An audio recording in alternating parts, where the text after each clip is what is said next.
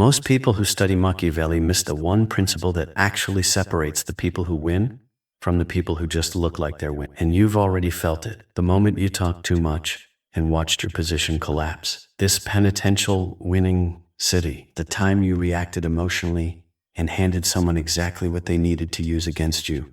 The meeting where you showed your thinking too early and someone else walked away with the outcome you planned for. Dark psychology isn't complicated. It comes down to three things: how sharp your thinking is, how controlled your silence is, and how patient your strategy is. By the end of this, you'll understand exactly why most intelligent people keep losing to people who appear less capable, and the single shift that reverses it permanently if you're not.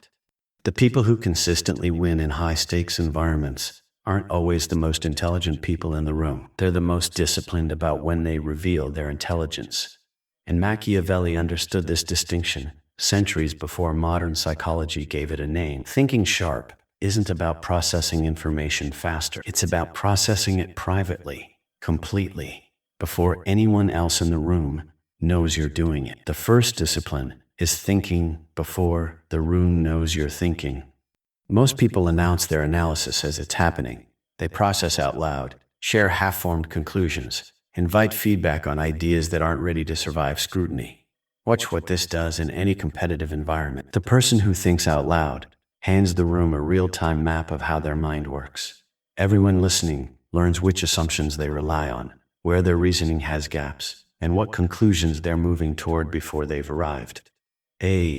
Joe, truth. That's not collaboration. That's intelligence leaking in real time. The strategist processes privately and speaks only when the conclusion is complete and the timing is chosen. The room doesn't see the thinking. It only sees the result.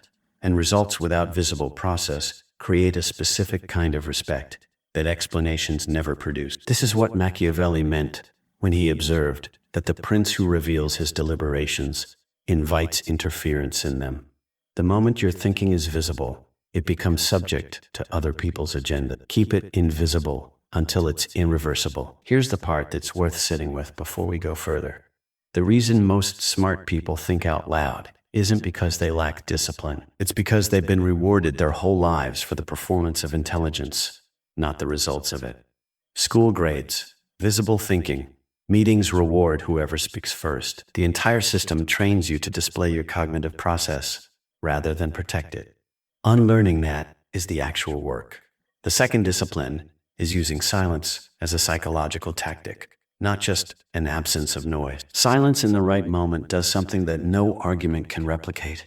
It forces the other person to fill the space, and what they use to fill it reveals their actual position, their anxiety, and their leverage. 1. I can't look. This is one of the most underused tools in dark psychology, precisely because it feels passive when it's actually the most active thing you can do in a high-stakes conversation. Think about how manipulation works in practice. Someone challenges your decision in a meeting, expecting you to defend it. The defensive response confirms their frame. It tells the room the challenge landed, your position needs justification, and the challenger had enough authority to put you on trial. Silence, followed by a single calm question, redirects the entire dynamic. What specifically concerns you about the approach puts the analytical weight back on them, while you remain positioned as the evaluator, rather than the evaluated. You haven't defended anything.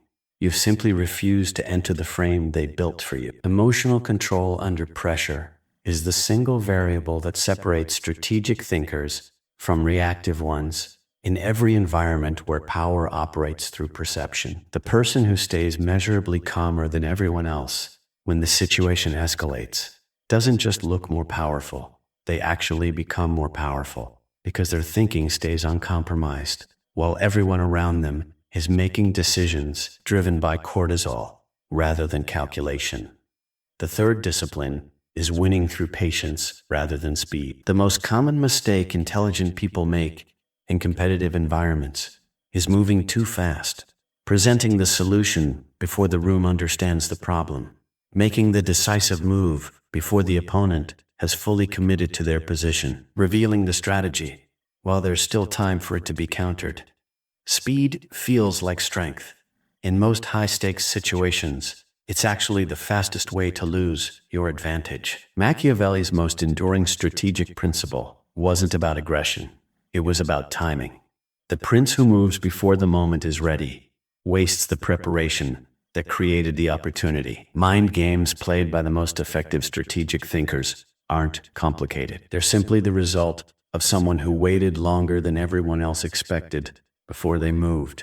And by the time they did, the window for interference had already closed. This applies directly to how you handle people who are trying to read you. The most disorienting thing you can do to someone who's trying to predict your next move is give them nothing to predict from. Not misdirection, not performance, just genuine unreadability, produced by the discipline of revealing nothing before the moment requires it. People who can't be read can't be managed, and people who can't be managed stop being targeted. Here's what all three of these disciplines have in common that most explanations of strategic thinking miss entirely. They're not tactics you apply situationally. They're permanent shifts in how you operate. Thinking before the room knows you're thinking isn't something you turn on for important meetings and turn off for everything. Silence, as a psychological tactic, isn't something you deploy in negotiations and abandon in relationships. Winning through patience rather than speed isn't a strategy for specific competitive environments. It's a complete rewiring of how you relate to outcomes. The strategist doesn't become strategic when the stakes are high. They're strategic at the baseline, which means when the stakes actually rise, they're already operating from a position that everyone else is trying to build toward in real time. The final realization underneath all three disciplines is simpler than most dark psychology content will tell you. Thinking sharp, staying silent, and winning more are all downstream of one decision: caring more about the outcome than about being seen as the person who produced it. Every time you reveal your thinking too early, it's because some part of you wanted the room to know you were thinking it.